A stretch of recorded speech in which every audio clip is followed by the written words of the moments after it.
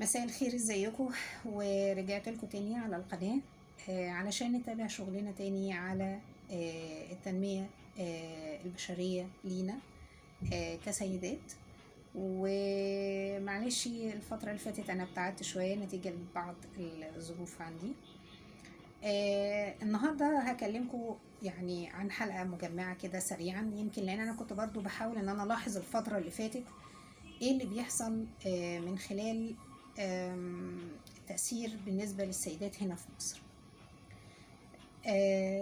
احنا اتكلمنا قبل كده على النرجسي واتكلمنا على انواعه، وهكتب لكم في صندوق الوصف انواعه تاني، اللينك بتاع الحلقة الخاصة بالنرجسي. بس في نقطة عايزة اوجه ليها، يعني احنا يمكن لما بناخد من الناحية توصيفية بنقعد نقول ان النرجسي ده كذا وكذا وكذا، بتحس انك انت بتقول كلام يعني علمي قوي زيادة عن اللازم. لكن هو الموضوع ببساطة شديدة جدا ان النرجسي ده عبارة عن شخص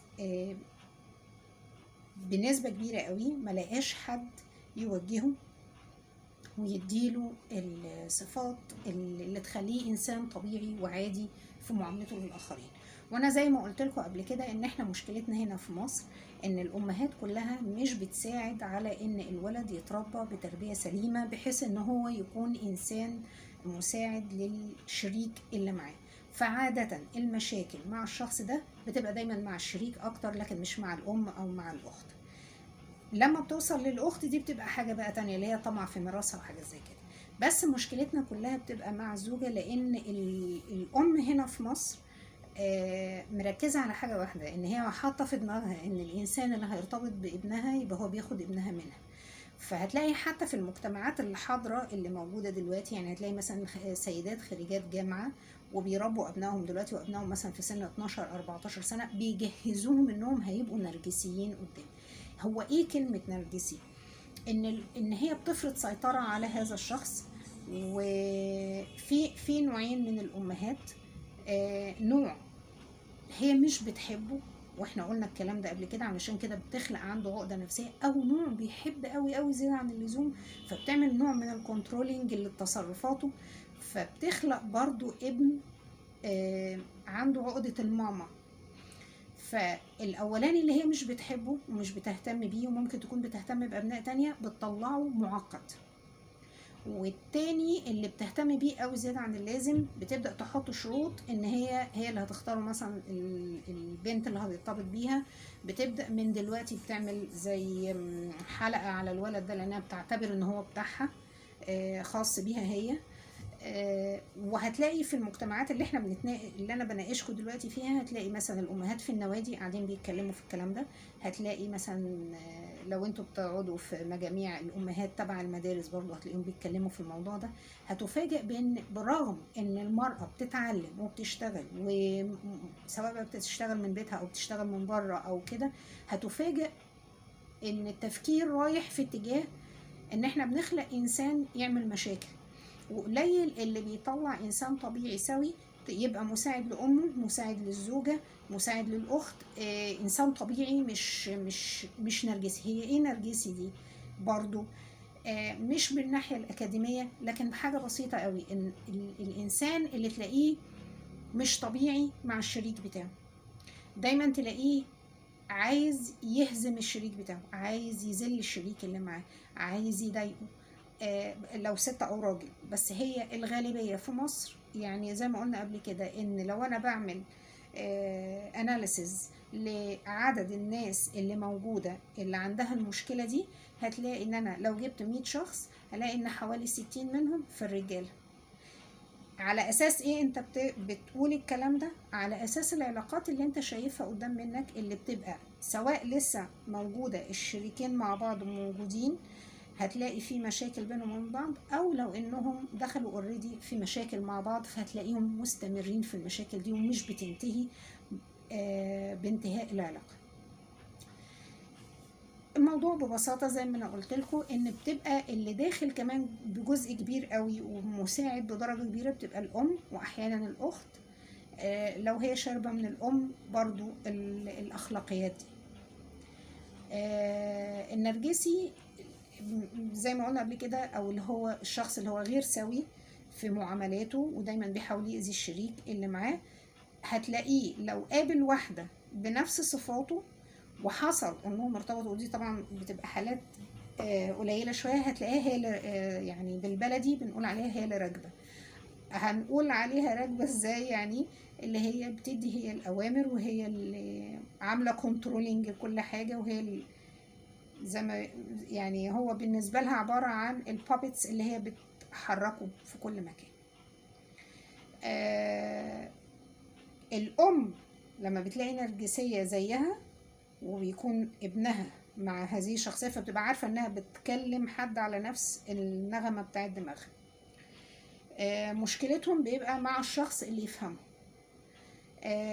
يمكن الحلقة دي انا عملتها كمان علشان نقطة ظهرت في الفترة الأخيرة وظهرة بقوة قوي، اللي هي حلقات انا يمكن كان بيعجبني قوي، حلقات خاصة باحدى المذيعات اللي هي رضوى الشربيني.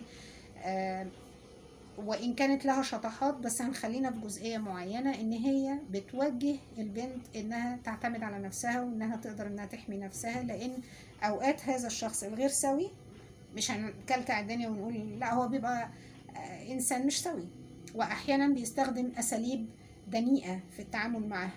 فهي بتقول لها خلي بالك، لأنها مش دايما إن إحنا بيبقى زي ما قلنا في حلقات قبل كده بيبقى لازم الانفصال. بس ظهر على الساحة في شخصية تانية اللي هي اسمها ياسمين عز. مشكلة ياسمين عز يا جماعة ان انا شايفة انها مركزة قوي على صيغة الاذلال، اللي هو ايه؟